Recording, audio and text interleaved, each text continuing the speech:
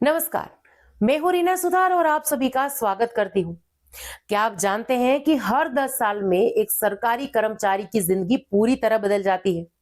हम बात करें 1996, 2006, 2016 और अब 2026 की, तो 8वें वेतन आयोग का काउंटडाउन शुरू हो चुका है।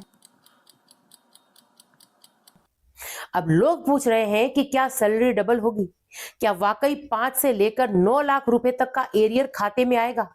इकोनॉमिक टाइम्स की हालिया रिपोर्ट में जो आंकड़े दिए गए हैं, वो न केवल चौंकाने वाले हैं, बल्कि आपकी रिटायरमेंट और फाइनेंशियल प्लानिंग को पूरी तरीके से बदल भी सकते हैं।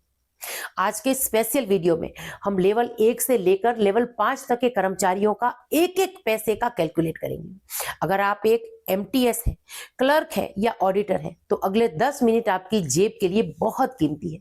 चलिए आज के इस वीडियो में गहराई से इस बात को समझते हैं। आगे बढ़ने से पहले थोड़ा पीछे चलते हैं।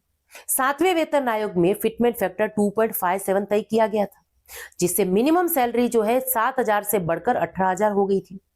अब 2026 में कर्मचारी यूनियन की जो मांग है कि फिटमेंट फैक्टर 3.68 होना चाहिए, लेकिन सरकार की तरफ से कुछ अलग संकेत मिल रहे हैं। यहां पर इस जाने माने अखबार के अनुसार हम 4 अलग अलग पैमानों पर बात कर रहे हैं, जैसे 2.0 से लेकर 2.57। यहां पर याद रखिए कि फिटमेंट फैक्टर जितना ज्यादा होगा, आपकी पेंशन और ग्रेजुइटी उतनी ही भारी भरकम बनेगी। तो चलिए अब कैलकुलेटर उठाते हैं और लेवल 1 की बात करते हैं, जिनकी बेसिक पे 18,000 रुपए है। ये वो लेवल है जहां सबसे ज्यादा कर्मचारी है। अगर फिटमेंट फैक्टर 2.0 रहा, बेसिक पे होगी 36,000 रुपए। अगर फिटमेंट फैक्टर 2.57 रहा, तो बेसिक पे उछलकर हो जाएगी 46,260 पर। और फायदा होगा हर महीने बेसिक पे में ही कम से कम 28,260 रुपए का सीधा फायदा। अब पे लेवल 2 की अगर बात करें, तो इसमें 4 कॉमन कार्डर है। लेवल 2 यहां पर 19,900 रुपए से लेवल 4 25,500 के बीच के कर्मचारियों के लिए 2.15 मल्टीप्लीकेशन होगा, यानी ये फिटमेंट फैक्टर लेवल 4 की सैलरी को देखिए सीधा बढ़ाकर 54,825 तक कर देगा।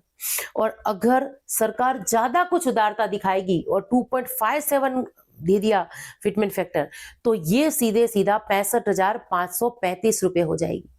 अब बात करते हैं लेवल 5 की, जिनकी बेसिक पे है 29,200 रुपए। तो देखिए, जो ऑडिटर या सीनियर क्लर्क्स की होती है, अब इनका वेतन 58,400 रुपए से शुरू होकर 75,044 रुपए तक जा सकता है। और ये लेवल 5 के इतिहास की अब तक की सबसे बड़ी जंप हो सकती है। और अब बात करते हैं उस लॉटरी की जिसका नाम है एरियर। अब नियम तो देखिए है कि 8 सीपीसी 1 जनवरी 2026 से लागू होना चाहिए, लेकिन सरकार की घोषणा में अक्सर 1.5 साल से 2 साल की देरी हो जाती है। मान लीजिए अगर इसे लागू करने में 20 महीने का समय लग गया, तो क्या होगा? तो लेवल 1 के कर्मचारी आपको कम से कम 3.60 लाख रुपए अधिकतम मिलेंगे। और इसके साथ साथ अधिकतम की अगर बात करूं तो 5.65 लाख का चेक भी आपको मिल सकता है। लेवल 5 की बात करूं तो लेवल 5 के कर्मचारियों के लिए ये रकम 9.70 लाख तक जा सकती है। और ये पैसा सिर्फ खर्च करने के लिए नहीं है, ये एरियर आपको होम लोन को बंद कराने या बच्चों का हायर एजुकेशन के लिए एक बहुत बड़ा फंड बना सकता है। अब एक बात जो अक्सर लोग भूल जाते हैं, जब बेसिक पे बढ़ती है तो आपके अलाउंसेस भी रॉकेट बन जाते हैं। एचआरए बढ़ता है, एचआरए अलाउंसेस जो सबसे ज्यादा असर करेगा। बेसिक पे बढ़ने से यानी आपकी सैलरी बढ़ने से उसका हाउस रेंट अलाउंस भी उसी अनुपात में बढ़ जाएगा।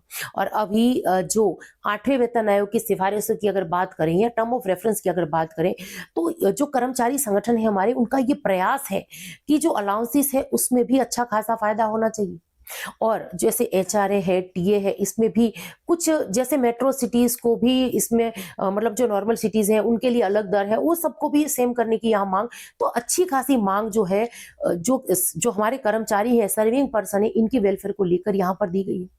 इसके साथ साथ अगर हम बात करें डीए की यानी डियरनेस अलाउंसेस की, तो नए पे कमीशन में डीए फिर से 0 से रीसेट होगा, लेकिन इसकी वैल्यू नई बेसिक पर और ज्यादा हो जाएगी।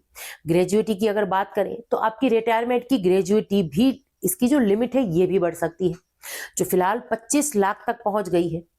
लेकिन क्या ये सब कुछ इतना आसान है? सरकार के सामने राजकोषीय घाटा, ये भी एक बहुत बड़ी चुनौती है। लाखों का, करोड़ों का बोझ खजाने पर पड़ने वाला है। इसीलिए फिटमेंट फैक्टर को लेकर खींचतान जारी रहेगी पूरा 2026। यूनियन जो है 3 पॉइंट से ऊपर की मांग कर रहे हैं फिटमेंट फैक्टर के तौर पर, और सरकार 2 पॉइंट के आसपास देख रही है। सच्चाई कहीं इसके बीच में ही छिपी होगी।